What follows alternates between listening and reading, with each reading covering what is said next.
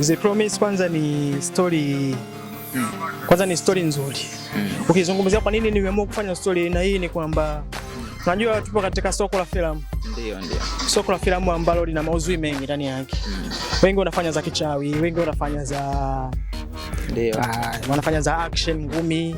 Yaani kuna kategoria nyingi ya movie. Yeah. Kwanza mimi napenda sana ubunifu. Na siku zote sipendi kufanya kitu kwa kufuata trend. Au sipendi kufanya kitu kwa sababu fulani anafanya kitu fulani. Kwa mimi nafanya kitu ambacho kwanza mimi mwenyewe kitu ambacho kile nilichokuwa nacho. Mimi nafanya vitu vyangu, vyangu. Unajua zile. Kwa mimi nimekaa kwanza nikaona The Promise ni kisa kizuri. Ni kisa ambacho kwanza kinagusa mapenzi. Ile love story.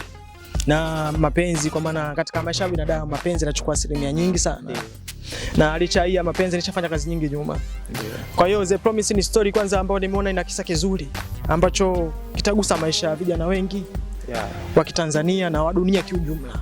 Ni kisa ambacho kinaanzia kwa wazazi. Kwa wakina Sasha, wakina Dani, yani wale ni wazazi. Na zama zao za mapenzi. Lakini tutakuja katika miaka 2020 na ambapo sasa tutakuja kwa watoto ambao nao wataperform pale watoto kama watoto nao katika kisa chao cha mapenzi. Kwa hiyo ni namna gani mapenzi yataama katika kizazi cha wazazi na kizazi cha watoto. Kwa hiyo ni moja tu ya strategy au moja siri ambayo nawapa watazamaji wetu, ni kisa kizuri cha kufuatilia.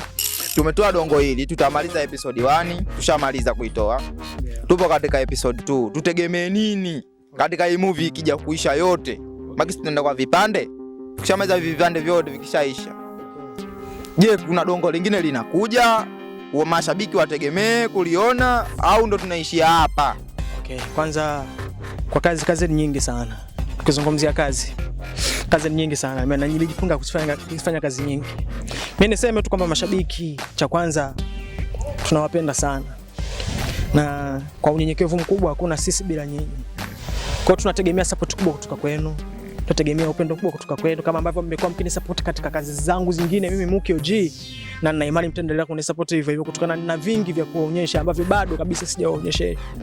Kwa hiyo The Promise imekuwa kama mwanzo tu katika kuelekea kile ambacho tumekizamilia sisi kama Muki Film.